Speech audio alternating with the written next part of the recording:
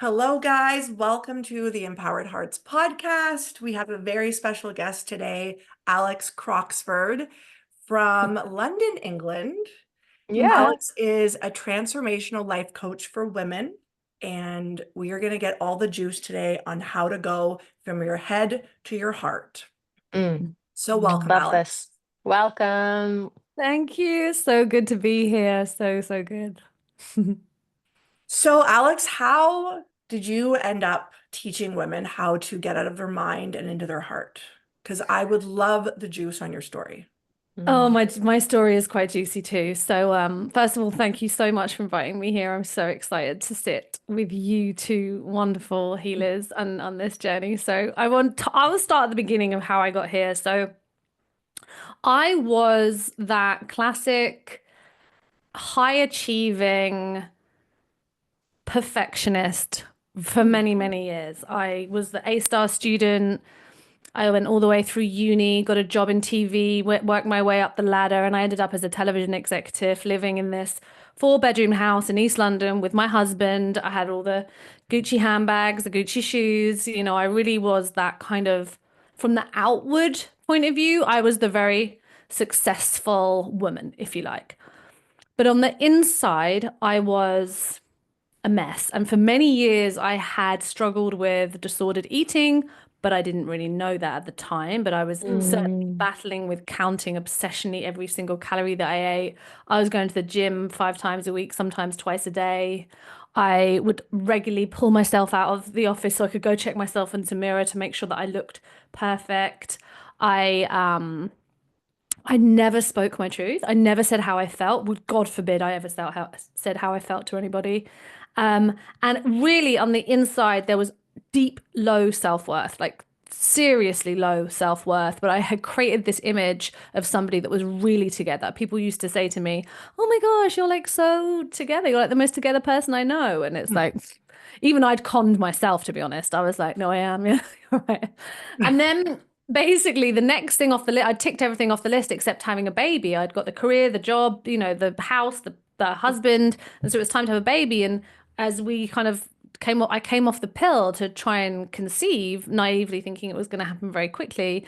My ex-husband and I were unable to conceive because my periods were completely irregular.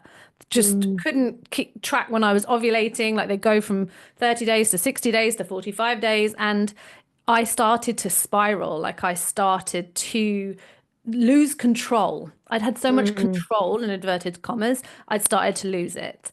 And I started to, rather than being able to process the grief of not being able to conceive, because I was completely disconnected from my emotions, mm, I started drinking more alcohol. I started partying harder, taking more drugs. I was dieting even more aggressively. I was the thinnest I'd ever been.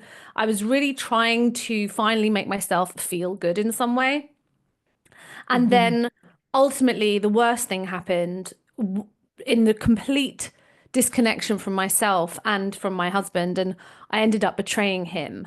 And for somebody who had considered herself perfect and the good girl her whole life, even though if I look back, I'd actually cheated on all my boyfriends, but this one seemed like insurmountable. I couldn't believe that I had done this. And I tried to forget about it so hard, try and forget about it, forget about it. You can forget about it because I didn't want to leave my husband. But after 2 years of trying to forget about it, it was like this constant voice in my head of self-criticism, of shame. I felt so guilty. I didn't realize because I was so disconnected from my emotion that I was experiencing severe feelings of anxiety, but I didn't know what it was. I could just feel this tightness in my chest that could mhm, almost stop me from Mm. breathing.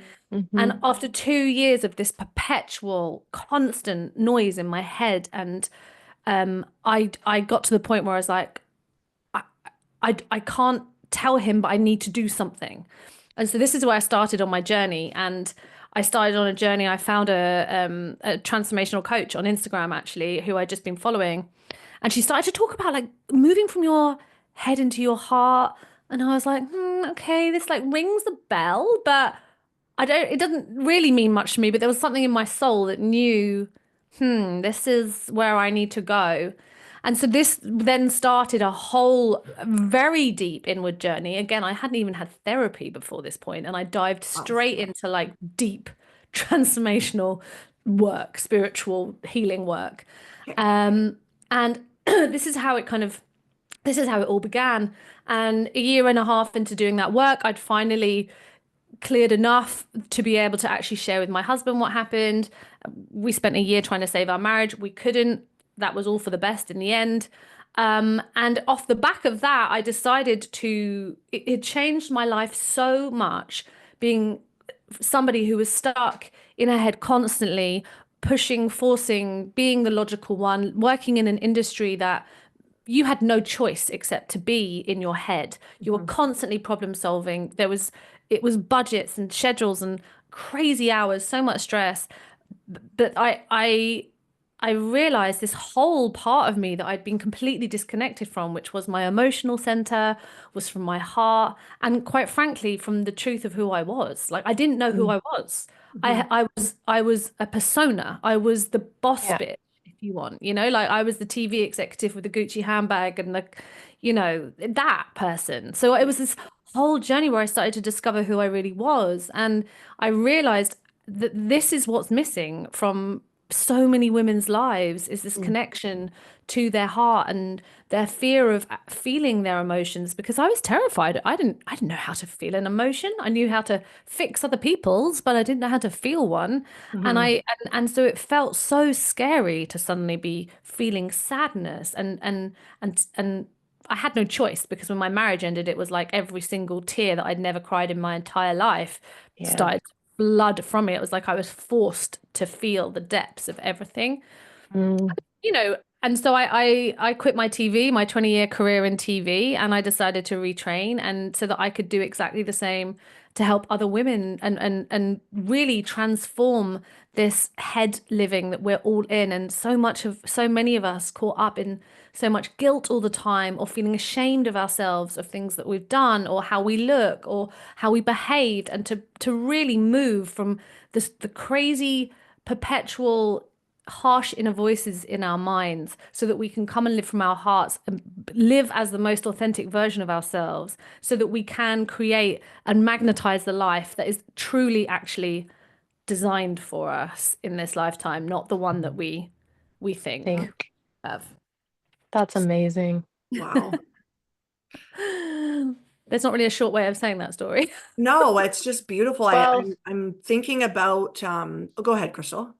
I was just gonna say, like, there's like a life sequence journey that leads you to this point. And so every detail that you shared is a little like puzzle piece that gets you here. So I'm glad that you shared the whole thing so that we can Mm. understand what you walked through and, feel what you felt. And I'm sure it wasn't easy.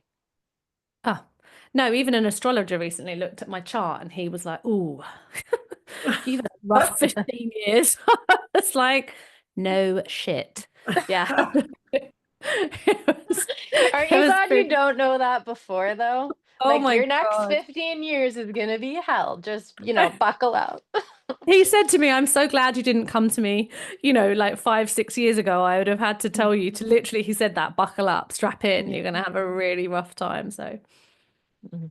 But it's so amazing when we do, because it's like we alchemize all of the shit, right? Yeah. So I'm on the tail end of coming out of shit as well. And I'm like, I'm so grateful I went through it. I really am.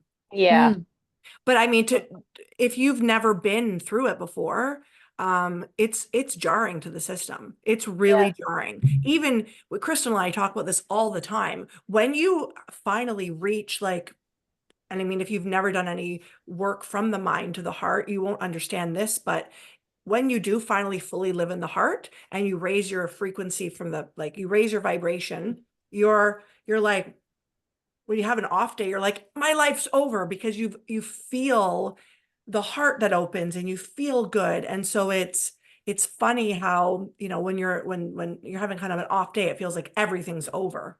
Feels yeah. more severe. Yes, well, because suddenly you are feeling everything. And this is what happens with a lot of my clients, where they come to me not really thinking that they feel, but often it's not really true feeling. It's almost a performative version of feeling quite often. Like it's, yeah, there's, What's oh, that?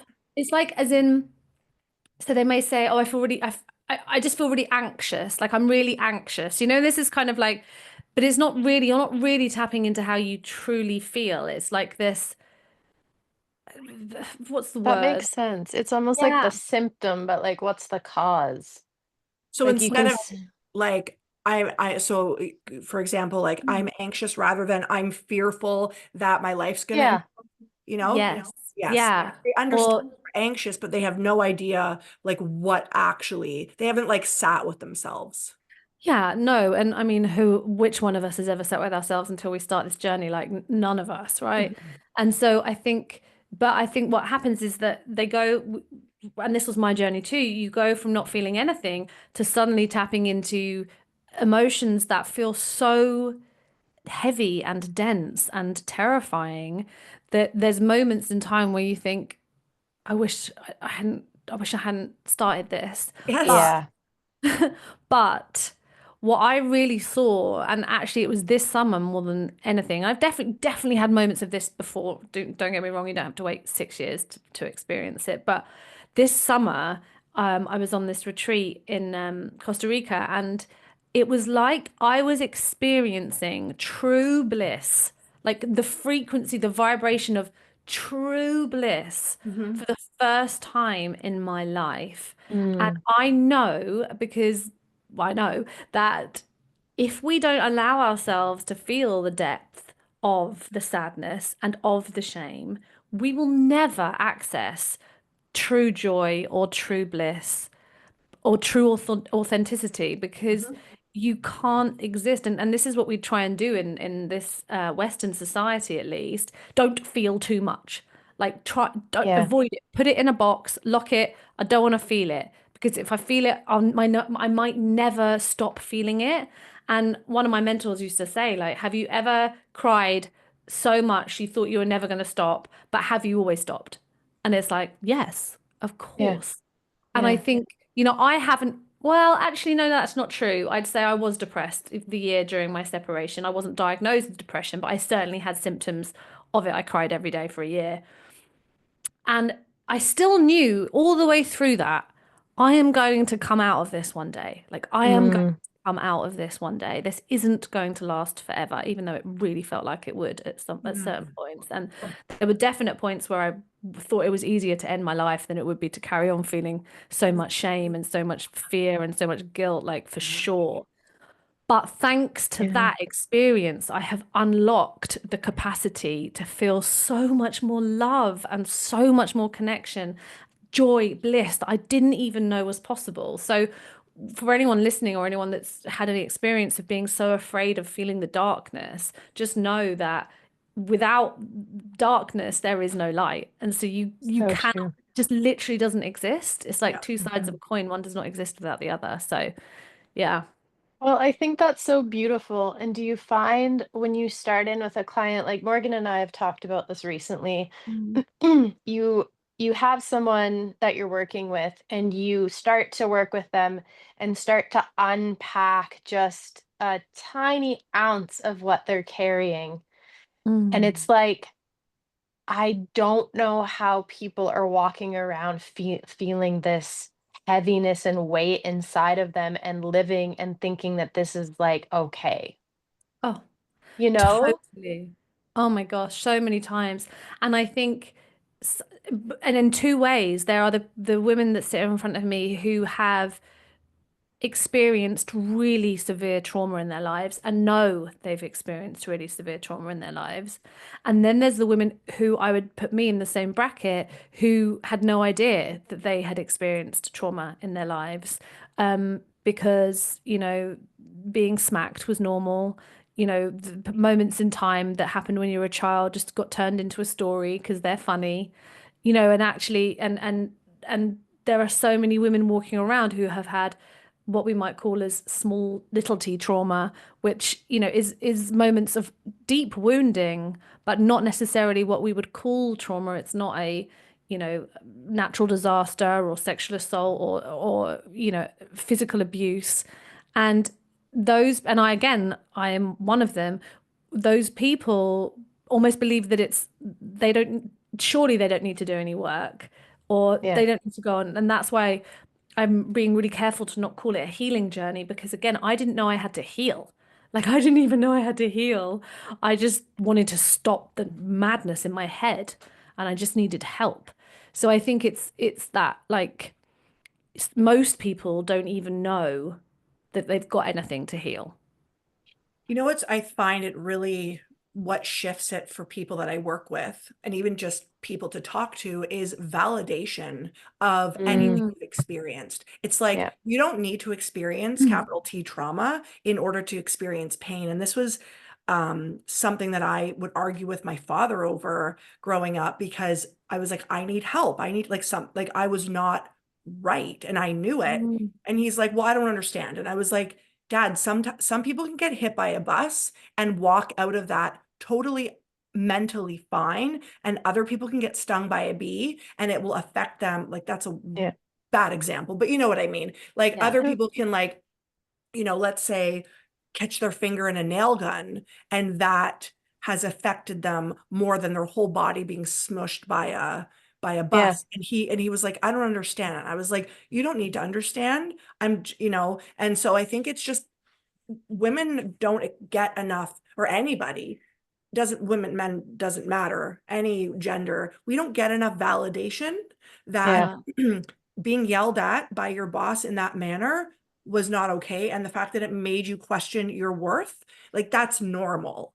And Mm. really expressing to people, like, we don't have to even call it the healing journey, but it's more of what you experience in life causes pain, and you need Mm. validation for that, right? And so a lot of Yeah. the work that I do with people is like validating small little instances that change their life they're not even aware of, because it's all subconscious. Same with you, Alex, Mm. the work you do, it's Mhm. all subconscious, we don't even realize. And but it's just like validating, like, you feeling like shit by that comment, like, that's like, let's open that up, right? Yes. And when you unpack that, it leads to more of being like, oh my God, like, I've been stuffing all this stuff down because I thought that was normal, because society deems, being yelled at by your boss as normal or whatever, right? Mm. Yeah, So totally. yeah. It I think you're almost feels like I feel like, and I always say this, you're born and you grow and you're like creating like all these shells around yourself to be this person that you like think that you are. Mhm. And then you start the journey of unpacking all the shells and like coming back this way to the essence of like, who is this person? Yeah. And what parts of me are frozen in time? What parts of me have morphed me into this person who gets triggered when somebody yells? Like, Yeah. why does loud noise trigger me? It's like Yeah. there's a reason, Hmm. Hmm. Yeah, right? exactly. And I think that that's, you know, the littlest, it's those smallest moments in time, or being, or the lack of trust that we have in men stems from a little moment in time with our father, at a very young age, which most of us won't even remember. Yeah. Yeah. That's the thing, we all grow up with these stories like, oh yeah, men are bad.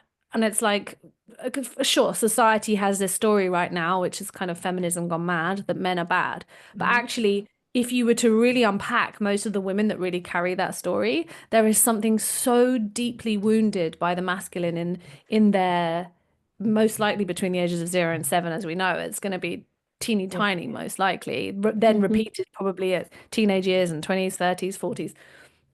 But yeah, it's like, to unpack the stories that we carry, we have to go back so far to start uncovering, and as you say, Morgan, validating those tiny, in inverted commas, moments which have become frozen in our whole being and are now living us, and now Yeah. repeating through various different ways in our lives the same story, but over and over and over and over again, until we start doing that that work. And like, you know, even perfectionism, you know, I would have definitely defined myself as a perfectionist. And for so many people, that seems like a badge of honor. Like, oh yeah, no, I'm a perfectionist. And it's like, Yeah. even perfectionism is a trauma response Yes. to the Yeah. and so it becomes obsessional. Like life Yeah. becomes obsessional for a perfectionist. I was obsessed with how I like my body, like every freaking centimeter of my body, my hair, my face. I was Botoxed, fillered, you know, you name it. I was like stiff, rigid as anything. Because, you know, the fear of being seen as a messy human was so much for me, to Yeah. the point where, you know, of course I cheated on my husband because that's the messiest thing that a human could possibly do. And so I had to, there was no escaping it. There was no escaping it.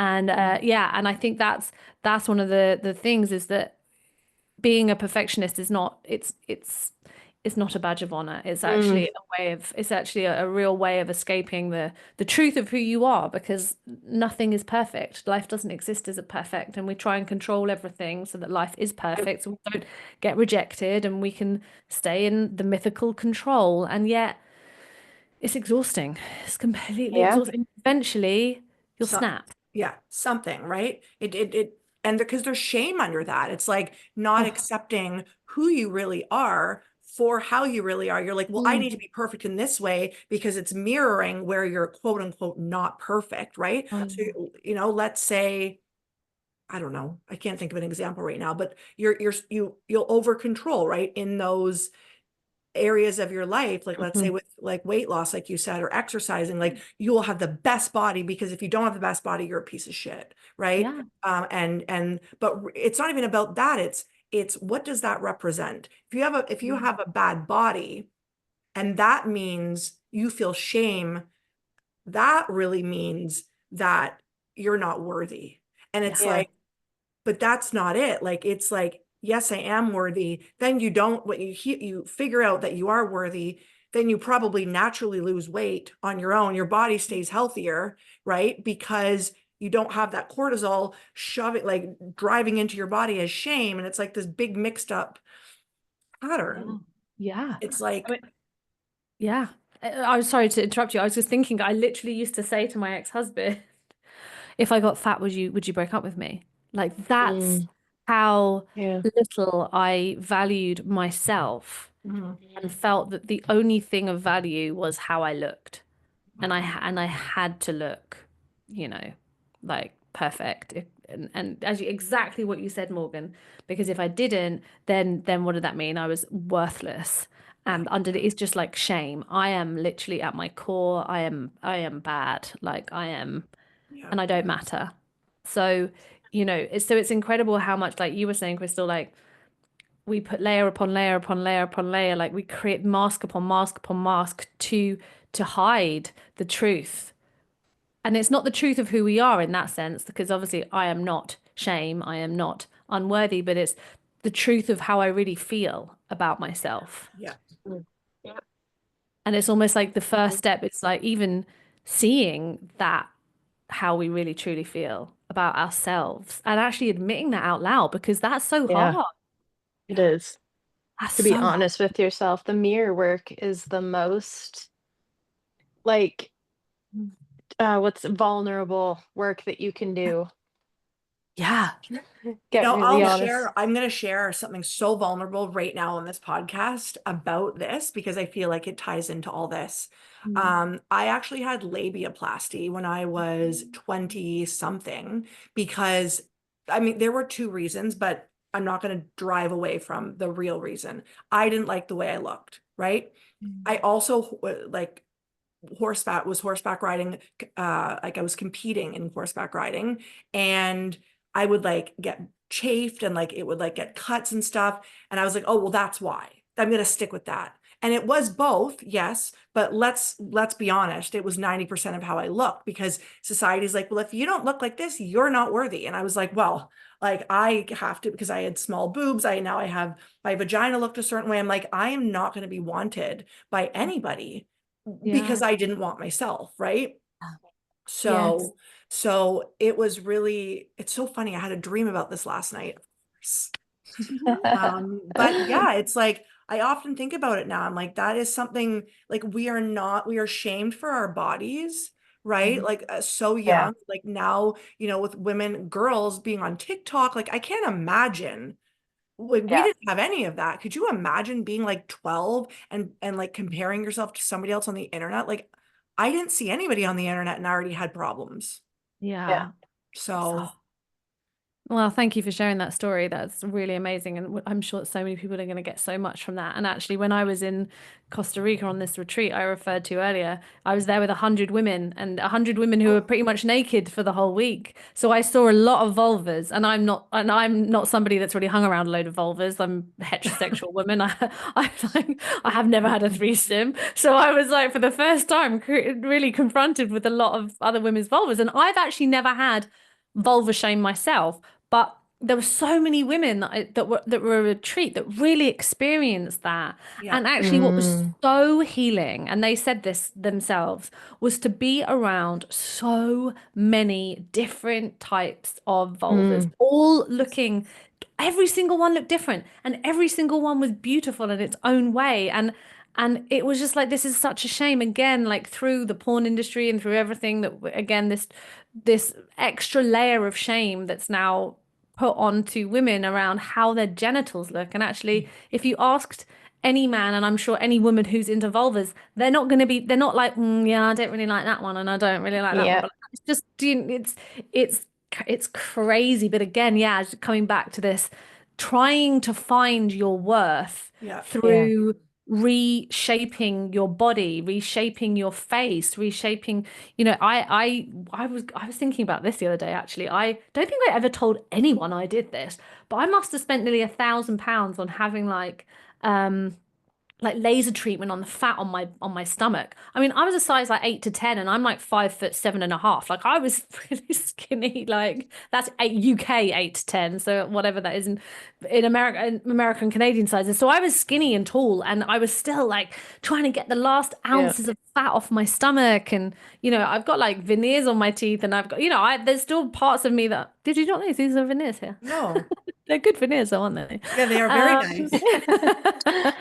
But yeah, so you kind of like, there was the desire, but the funniest thing was is that the part of when I got as thin as I could possibly get, and I had everything, the Botox, the fillers, everything, my hair, I could look no more perfect in inverted commas. I was at my lowest. Like Yeah. the way that I felt about myself and the way that I felt about who I was, and this was before I betrayed my husband, I was at my absolute lowest. And so it really doesn't have anything to do with how you look. And the number of times I remember kept saying to myself, because my hair was really curly, then it went dead straight, and then it started being curly again, and that was a whole nightmare of the journey back to curly hair. Anyway, and I remember saying to myself, when my hair's sorted out, I finally feel good. When I've got my body sorted again, I'm gonna feel good. Like I would convince myself that these were the things that I needed to tick off the list, and then I was going to feel happy on the inside. But it's like all we're doing is moving the furniture around, and we're avoiding this absolute gaping hole in the middle of the room, which is our lack of self-worth, our belief that we aren't ever good, we're not good enough, whatever we do, however high we climb the career ladder, however, even if we're married, even if we bought the 4-bedroom house in East London, even, do you know what I mean? Like, I still felt like shit, meant nothing. Yeah.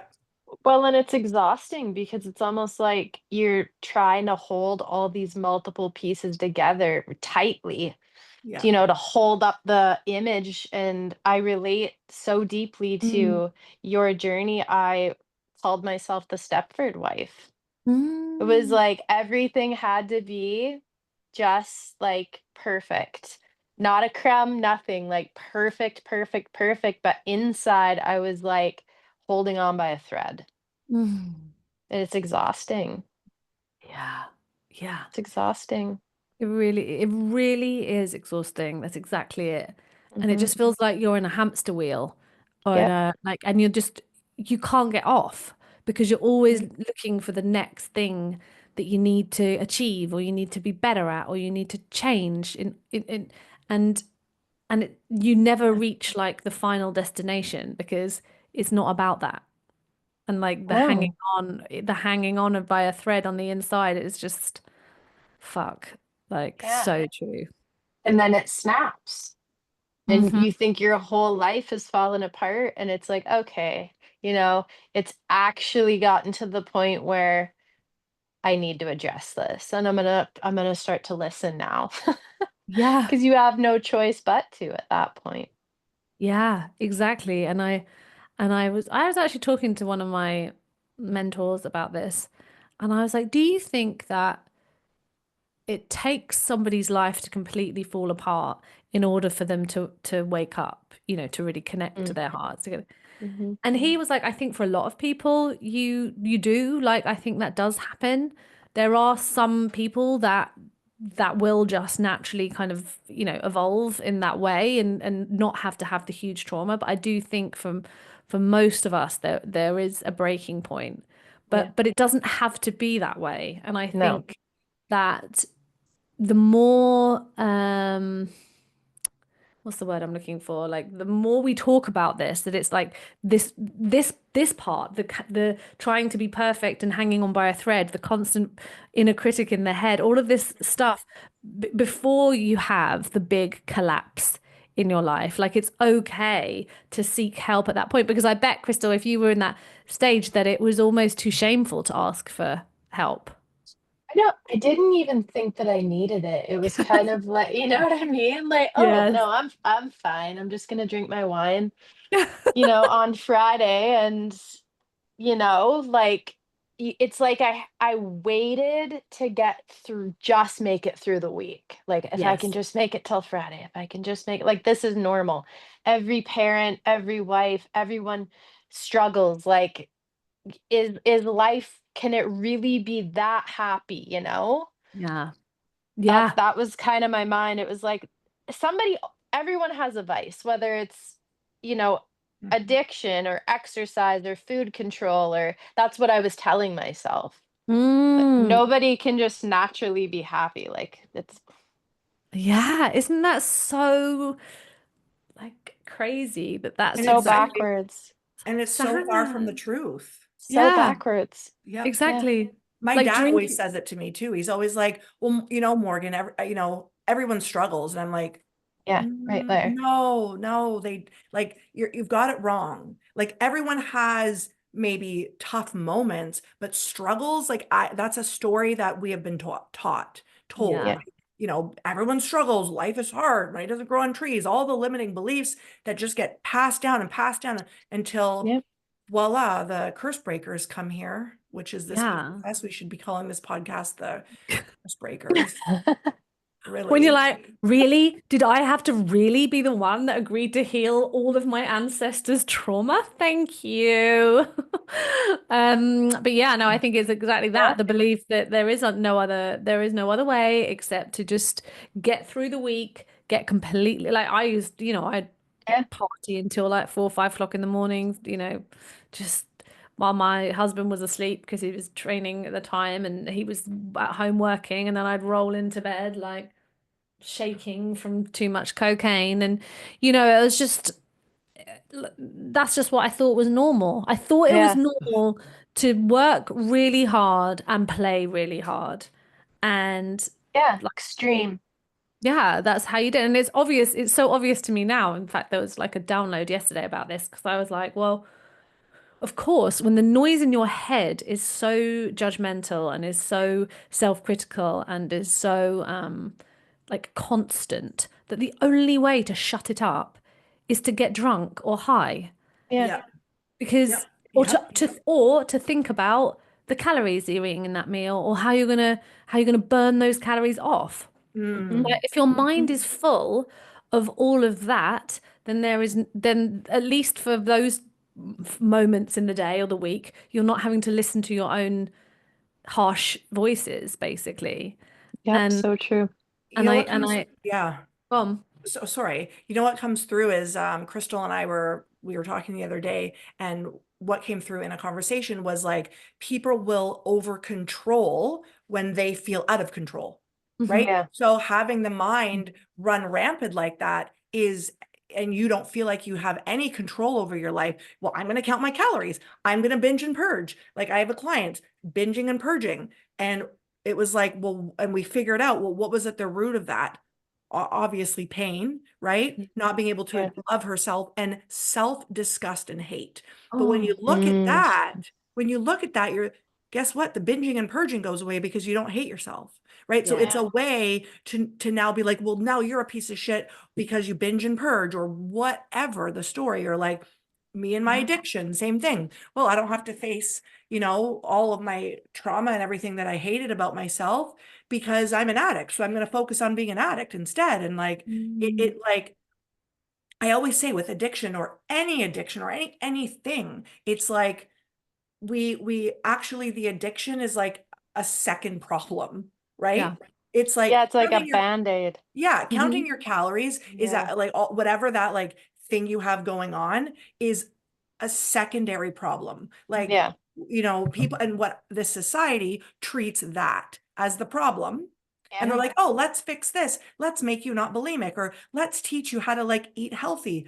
Okay, great. You're gonna then you now you learn how to eat healthy. Okay, now I'm gonna turn into an alcoholic though, Yeah. because I It's still have this true. shit going Yep. on, right? Yep, Yeah. it's so true, but it's like Yeah, what's underneath it. yeah, Yeah. Like I Completely. remember Morgan when I can't remember what it was that you were sharing, and it might have been Divergent when it was just the three of us, but you were talking about becoming addicted to the Band-Aid. It's like you needed the Band-Aid of addiction. yes, Mm, yes, And because it pulls you out of your problems, yeah. yeah, right? Like it it takes, just like moves you to the side yeah, almost. Yeah. But it's the same as like, and I think the like you just mentioned, Morgan, about like there are so many ways or so many things that we can get addicted to, and they're all equally as I don't want to even say bad because I don't want to use a judgmental word, but it's just that some of them are more socially acceptable than others. yeah, And so therefore people believe that they're not suffering because they're not addicted to alcohol and they're not addicted to drugs. Yes, they go out every weekend and snort a bag on a Saturday night, or they'll overwork all week. They'll work till 10 o'clock, 11 o'clock at night every day, so that's fine. That's not an addiction. And it's like, well, yeah, what are you trying to do really deep down by yeah, overworking that much and going out and getting high every weekend? You're yeah, trying to escape the noise in your head or this deep sense of unfulfillment in your life. mhm, And there's Yeah. no shade in that. Like, oh my God, I did that. Like, there are so many people doing that. Like, I have so much compassion, and this isn't meant to be like judgmental in any way. This is just like highlighting that that doesn't need to be your life for the rest of your life. And I think when I was struggling to conceive, and when this was before I told my husband that I had betrayed him, I remember thinking at one point, is this going to be my life for the rest of my life now? Like working really hard in a really stressful job as a television executive, in a marriage where we are deeply disconnected, not talking Mm. about anything, and we can't have children. So is is this it? And it was like, what? That is depressing. Like, no wonder I wanted to get fucking high. And I yeah, wanted to like, because it was like soulless. mhm, And I think that, yeah, like you said, there is this belief that it's just we just have to get on with it, and we're just struggling, and we stay in marriages because we can't rock the boat because then what? Then we'll be divorced, and that would be horrific. And it's like, Yep. Hmm. honestly, getting divorced was the best thing that I ever did. Like, or the worst thing I ever did, trust me, but also the best thing. Yeah. I don't. Did It's you read? interesting. Well, it's interesting that you say that, Alex, because when I always said I will never get divorced. My parents got divorced. I will never be the one to get divorced. And then I was the one who made the decision that this needs to be different for everybody. And I carried a lot of guilt for making that decision. Like it was hard for me to accept the fact that I was the one that changed the course of all of our lives. And like, Mm, but I was in the same position as you thinking, is this it? yeah. Like, is this how it's supposed to be? Yeah. That was the moment for me when I was like, I don't think so. Mhm. I Yeah. don't think it should be like this. I mean, I've never experienced divorce, but this is how it was when I woke up to my addiction. I was like, is this it? Like, am I really living in a motel? What is, like, what? How did I get here? You know? Yeah. So it's all different wake up calls for everybody. But Yeah. it's that feeling of like, oh, like just you run so fast for so, like you run so fast for so long down a hole thinking you're getting somewhere to realize you're like in a pile of dirt, like you've got so far to climb, but the only thing to do in that moment is to surrender to it. And Oh, because if you don't, you'll just continue to go down. And like I don't, when you hit like a Yeah. rock bottom, yeah, as you guys know, like you just it's so freeing. Like in a way, it is It because you're is. like, okay, yeah. fine. Because you're trying and trying and you think you're trying, but really you're just corkscrewing yourself into the ground. Yeah. Yeah. Yeah. And once you've been there once, you're like, okay, Yep. we know we can get, well, there's only, once you've hit rock bottom, the only way is up. Yep. Like Yeah. that's the only way. And, it will always, if you don't go back into old patterns of trying to numb or run away, and that will happen, my God, I don't know about you guys, but on my healing journey, it wasn't linear. I still went back into old patterns with men that took me, I had to Yeah. be beaten over the head with that freaking stick until I finally learned the lesson. My therapist in the end was like, oh my God, when I finally chose celibacy, she was like, thank fuck, finally. But yeah, like it's not linear. Like there'll be moments of getting pulled back into the same pattern of like, and that's fine because we're human at the end of the day. And like, Hmm. the work is becoming aware of your patterns and aware of the ways in Yes. which you've learned to survive because that's ultimately all it is. Like I Yep. learned to stay attached to my parents by abandoning myself, by being the good girl, by looking perfect, by being the A-star student, by being the one that didn't feel anything. I was the quiet, not, I wasn't quiet, I was a loud little shit, but I was, I wasn't emotional. So, and my sister came along and all of a sudden she was the emotional one. And it's like, well, only compared to me, who'd learned how to completely suppress Numb. everything. Hmm. But so I think it's the ways in which we learn to survive, to stay attached to our family unit are ultimately the ways in which we still mask as adults or Yeah. we still perform Yep. as Yeah. adults. It starts in the root, and your root forms from the ages of 0 to 7. That's like a huge part of your entire foundation. So if you Yeah. look at your life and you're like, okay, do I have, issues with men? Well, let's look at these ages Yeah. between 0 and 7. What did I learn in this space? Yeah. It's like, Exactly. yeah, it's Exactly. And it's like amazing. it's even the smallest moments as well. Like but people don't realize like I didn't realize I didn't tell my mentor, my coach for ages that I was smacked as a child. She was like, why didn't you Yeah. tell me that? And I was like, because I just thought it was normal. She was like, Hmm. that's not normal. And that little frozen a moment in time in a child's body is like defines the way that she views whichever parent it was that smacked her. Like, can you trust women? Can you trust men? Can you trust Yep. anyone? Can you ever trust anyone to love you or that they're not going to really hurt you? They're not going to wound you. So, it's these small moments or, even like being forgotten to be picked up from school one day, Yeah. abandonment wound, bang, boom, straight away. Fear of, and then you learn to abandon yourself so that no one abandons you. And it's like, blah, blah, blah, blah, blah. But the good news is, Mhm.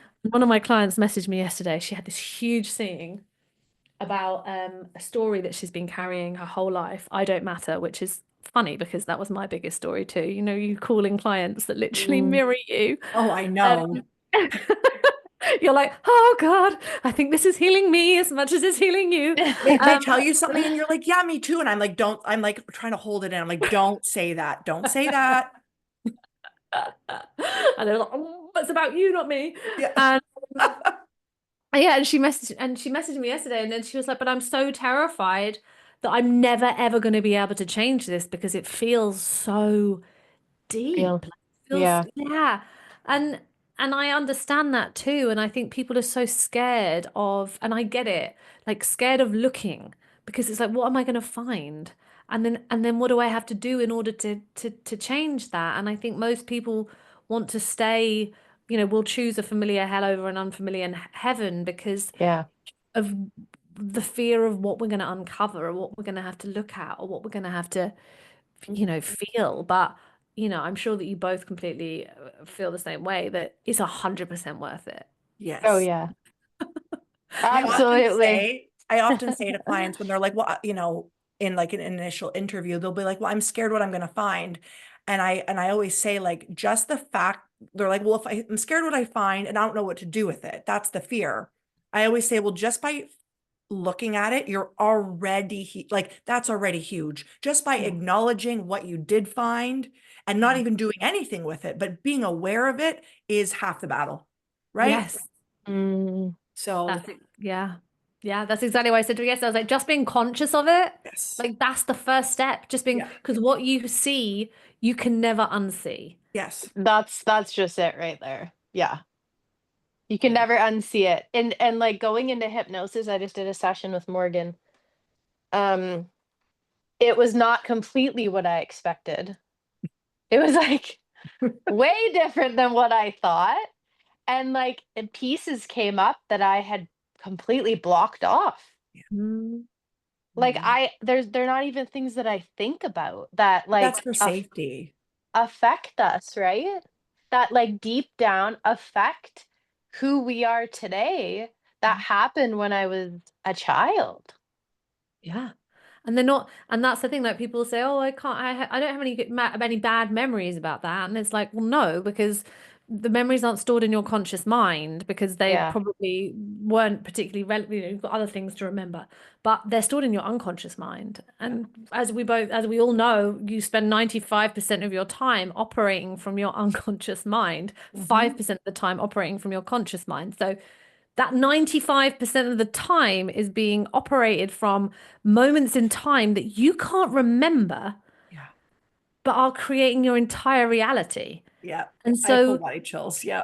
yeah, like it's crazy. It's like less like but if we look at them, at least if we look at them, yes, sometimes it's not easy. Yes, sometimes it's really painful to see, oh my God, I've created my entire relationship history Yeah. based on a trauma that I didn't even remember. And now I'm attracting narcissistic men because I experienced that from my father, for example. Yeah. Yeah. And then like the grief that there is a period of grieving often of like, oh, what could my life have been had I not looked at this earlier? And again, all I say to my clients is that it wasn't, everything is perfect. Like you are here Yeah. now. Yeah. This is the most perfect time for you to look at this, that you weren't ready before. Yep. And it's like even when you've been doing this for a number of years, right? There are moments where you have another layer of something that you see, another, like you, Crystal, as you just said, like you just saw that bit that you hadn't seen up until now. And it's like, well, of course, on the evolution journey, you weren't ready until now to see that Mm-hmm. part. But Yep. it doesn't mean anything. It doesn't mean anything. It's just now that little layer is, or that part is now ready to be integrated. That fragment is Yeah. now ready to be integrated. So yeah. And now I'm like, how many more are underneath? Oh fuck, so many. There are so many. Oh, As I my thought I was doing so good. And then I'm like, no, no. Well, we can do oh, it. We can do another one and we'll find them. come on, I I'll take just a want run. to bring them all to light. We can. We Oh, can do there's something I'm going to be starting with clients and it's just going to be like there's no purpose. There's no point other than meeting your inner child and let them tell you what we need to do. yes, I love that. Yeah. Yeah. Yeah. So let her guide you or him or whatever, right? Yeah. Yeah. And I think that like you know, there's always more. There's always more. It is a never-ending journey when you've committed to this. Like I Well, it's an realize, entire lifetime. right? And then you're like, and then the patterns are so brutally. Like I recently went through, in fact, when I was with Morgan in Canada, I unfortunately went through a miscarriage, which was like an early miscarriage Mm, while I was out in the middle of fucking Canada, where I don't live. I live in mm, England with a group of women who are all amazing, like coaches and healers, but they're veritable strangers. Like I'd only speak, and so it was a very bizarre, vulnerable situation to be in the other yeah. side of the world. And I just went into survival mode, you know, like I cried a little Yeah. bit, but really I had to, like, it was like, we're just in survival, we've got to get through this. And I kept thinking, oh, when I get back to England, then I'll, you know, when I see my boyfriend, I'll cry and then I can really start grieving. And I was fully prepared to grieve. Like, you know, when we've been through things in our lives, like at the end of a marriage, the grief I felt for that year was unbearable. Like I know that grief, I know how painful it is. Mhm, But for the last few months, just felt just like kind of numb to the whole thing. mhm. And I realized, and I remember one of my Fabi, who we all know, said to me at one point, "You need to just lie down until you cry." And so I did, but still, it wasn't enough. And recently, I've been suffering with an ulcer in my eye. And I went to see an acupuncturist, and they said, "Oh, yeah, that's connected. The meridian is to do with your liver and your lungs, and your liver is impacted by stress, and your lungs is impacted by grief and sadness." And I was Mm, like, "Fuck, of course." yeah. Of course, and this happened a month after I came back from Canada.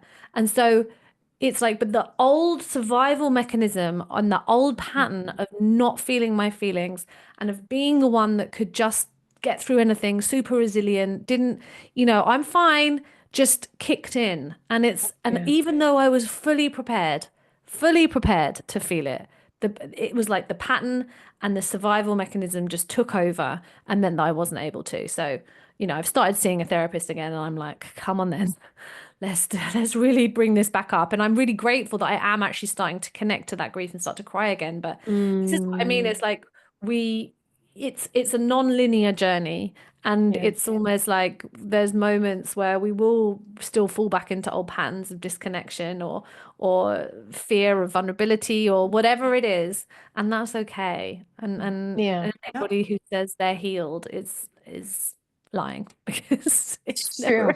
ending. It's true. We can think we're healed and we're done. Yep. And We're never then you done. wake up and you're like, oh, I'm in another death cycle. Yeah. Lovely. Like, Here we go Lovely. again. yeah, here we go. Where is this one going to take me? I don't know. I just have a question, Alex. I wonder if you could Um, share about like what is the work that you do with your clients? Like what are some tools that you use? How do you help people from their taking them from the mental masculine, you know, I'm going to do this and planning this and blah, blah, living out of the mind into the heart? Yeah. Well, I use like a variety of different modalities, but so much of it is around really healing these frozen moments in time from our childhoods. So a lot of the time I do what's called regressions, which is similar to hypnosis, where I'm taking somebody back to a frozen moment in time in which they experienced that painful moment that is now being triggered in the current situation, whatever it might be. Mhm. I use a lot of body work, so it's very somatic. So we Mhm. go into the body. The way that we'll find those parts are normally through a sensation in the body. So where are you Mm, experiencing, like if you're something being triggered recently, for example, having a huge emotional experience, where are you feeling it? And then we will go into the memory through the body. That because obviously, mm, Wow. yeah, it's honestly fascinating. It's just unbelievable. And then I do a lot of inner child work as well. There's a lot of I mean, inner child work, I actually really, my mentor really freaks out whenever I use that phrase because she's a mm, fully trained psychotherapist and she was like, and anybody says that. And I'm like, because she says there's thousands and thousands of child ego states, which is ultimately the thousands and thousands of frozen moments in time, which there absolutely are.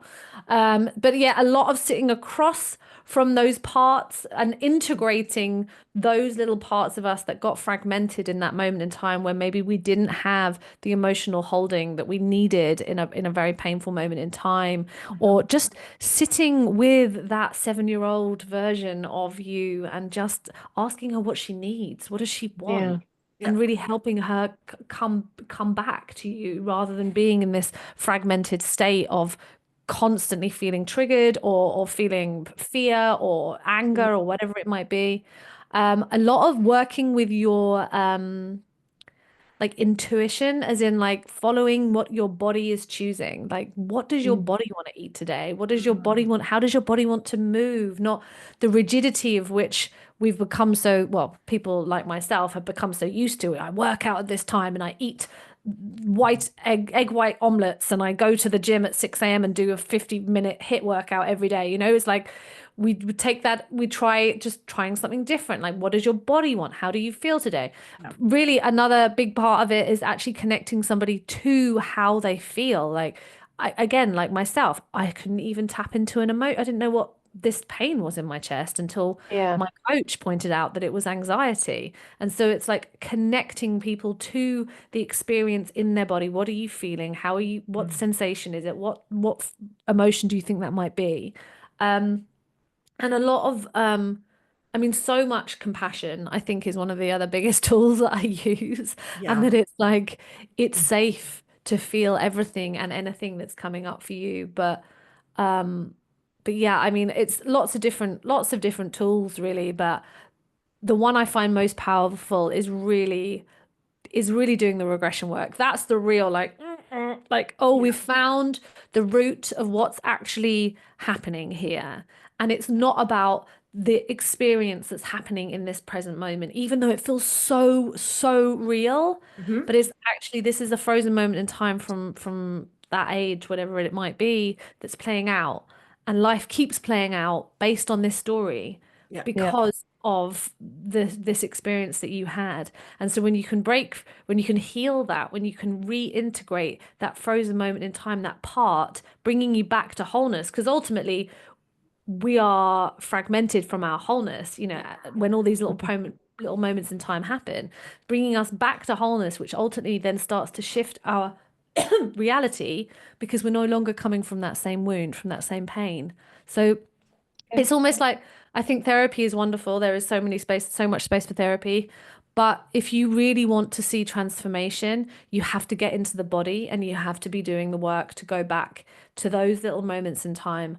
Otherwise, you're just talking about, I agree. uh, yeah. Yeah.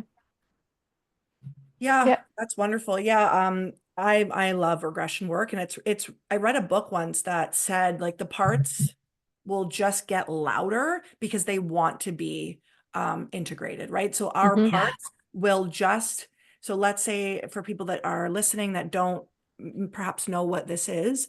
So parts work is when you go and like find a moment in time where you learned a story about something. For example, you know, I like men are bad, or I can't trust men because dad hit me, or dad left mom. Like, let's say Yeah. that's your story, right? You will end up being in relationships with such shitty men, and it will get Hmm. worse until, because that part of you wants to be seen so badly, it's Hmm. actually screaming at you. It's Yeah. like, it's like crying out for help. And so it mirrors to you that part of you that like says men aren't, can't be trusted, until you break down and go, what, okay, like what is this? Why does this keep happening? Right. And it will just keep getting louder. There's Yeah. no way around it. No, you're so right. And Yeah. actually, I really saw that in my marriage. Excuse me. As I started to do the work. And actually, I think I really saw this after we'd fully separated. But again, as I was talking about my client story, I don't matter. It became really very like landed very clearly for me that this was my biggest story, that I don't matter. I'm bad and I don't matter. And when I looked back at my marriage, all of the things that really upset me were when he would work late and after he said he was going to be at home at six Mm. o'clock, or Hmm. that he was studying all the time, or that he didn't message me back in the time frame that we were going to do, or that he'd forgotten we'd organized a date. All of these things, which are in the grand scheme of things, not that big a deal. They are after in a prolonged over a prolonged period of time, but he wasn't a complete asshole to me. It was Mhm. just, but these little things were triggering this story over and Yeah. oh, this pain over and over again. It's like paper cuts, just like, and Yes. then, and when I looked back, it was like, of course, I had attracted somebody from that wound. I'd attracted Yep. somebody who couldn't be present to me because of his own stuff that he was going through, and that's all fine. But and so of course it was like that story was like until Yep. finally my life imploded, and I had to look at it and I had to heal it. I had to heal that pain, Mhm. and that came again. There was no, well, actually, there was a trauma moment in my childhood where I got lost, and I think so many, so many stories were formed in this one moment in my childhood. But once I've really healed that, it's like I won't stand now to be in a situation where it feel like I won't even attract that situation. The relationship that I'm in now, like I couldn't feel more like I mattered. Like it, because I am now so whole in that part that I'm not looking for somebody to play out that pain anymore. I'm not looking for that wound to be re-triggered anymore. That wound, we can say that's healed now. That one's healed. There's loads of others that haven't been. Um, I have another question about how would you offer support to people who, let's say it's very clear as day that they need to start doing the work to start to reintegrate parts of themselves and look at themselves, but they Yeah. will not. Like, what are some ways that we could offer people support? Let's say if someone's listening today and they're like, yeah, I could probably do the work, but yeah. Yeah, I think that's most people. Um, what would I say? I'd say like maybe you're just not ready. Like I don't think there's even really Ah, much that you can do. If you don't want to do that, if you don't want to start really looking inward and you're still willing to blame the external and you're not ready, then maybe you're just not ready, and that's okay. There's mm, again no shade. If you're meant to do this work, you will do it when it's time for you. But Mhm. if you're not feeling it right now, don't force it. Just trust that it will happen when you're meant to do it. And I guess like because I really, I mean, my school of thought is very much like I can tell you till I'm blue in the face to your conscious mind to eat intuitively, move intuitively, let go of control, surrender to the Mm. present moment, soften into your heart. None of that matters if you are carrying a story that it's not safe to do any of those things, because if you do, mm, you're going to be rejected. So Mhm. that's why, mindset shift work is, in my opinion, quite fucking pointless because there are small changes we can make, sure, but really like even it's like even if you want to lose weight and you're really struggling to lose weight and you're really struggling to there's probably something going on underneath in your unconscious Yeah. mind that is stopping that weight from leaving your body. yep. Maybe Yeah. it feels unsafe to be slim, and maybe it feels maybe there is a lot of emotions that you're stored that you've never processed, which are Yeah. being held in your tissues. Like there's Yep. so many things, but I could tell you just need to count calories and go to the gym more, but that doesn't matter if it doesn't feel safe in your body to be slim, because potentially I don't know, you experienced sexual assault when you were thin. Yep. So, Ooh, it's like this is oh, why if you really want to do the work and you don't want to just feel better, you want to change your life, then parts work is the transformational work is this exactly what we're talking about, parts Yeah. work. Yeah. wow. Yes. Is that quite brutal? Maybe. No, no, I think that's a great answer. Like I was like, okay, let's hear the tips and tricks, but the tips and tricks are none, right? Like I didn't know what your answer was going to be because Mm. I can't think of an answer, right? I can't, there are people in my life that I just want to be like, just figure it out, like you're like, Yep. it drives me mental, and it's a mirror to me to be like, don't control other people. Yeah. Right. Oh. Like that's my lesson is like, you have to let them be them. It's Yeah. just Mhm. because you know better, Morgan, doesn't mean that they have to do better. Right. Oh, So it's, totally. I was just curious. And I think it's interesting because I'm not sure everybody that listens to us is on the healing journey. I mean, they probably are, but it's just Yeah. just interesting of your point of view. Yeah. I did actually write some down earlier, actually. Maybe I can read. I'll give you these. I did write these down earlier. Okay, let me tell you the ones I wrote down. One, pay attention to your feelings. You can start Yes. there. Okay. If you've never heard of what a feeling, if you don't know what a feeling is or you can't recognize them, download a feelings wheel. Just go into Google, type in feelings wheel, and you'll see feelings. And then you can actually note down, start every day just noting down, how do I feel based on what's on this feeling wheel? Start to connect every day, Mm-hmm. maybe several times a day. Like that's a really good place to start. Mm. Okay, I'm taking it back. You can do these things first before you do the inner work, but start tracking your menstrual cycle. Start tracking your menstrual cycle. How do you feel every Yeah. day? Menstrual cycle. Notice, Google what Yeah. your 4 seasons of your menstrual cycle are. How do you feel in all of them? That's another really big one.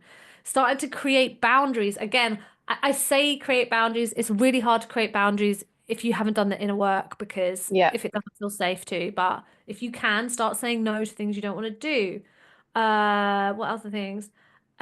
Practice listening to your intuition. Like, don't try and overthink everything. If you can, again, this is impossible if it's really hard, but try to listen to what your heart is telling, what your body is telling you. And sometimes that is going to be a trauma response. It's not Yes. going to be your intuition yet, but you can start. And number 5 is just dance. Dance, dance, dance, dance, dance.